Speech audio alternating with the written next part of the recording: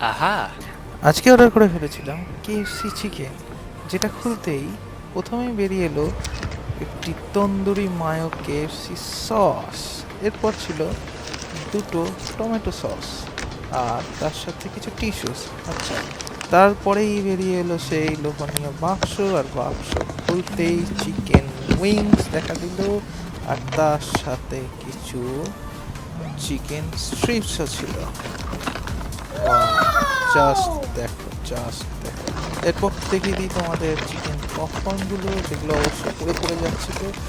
আর একবার দেখো খালি বস, ওফ কি সফট, কি soft! Of KFC chicken, of! যাই হোক, আর এদিকে ছিল একটা লেগ পিস। একবার দেখিয়ে দিই তোমাদের।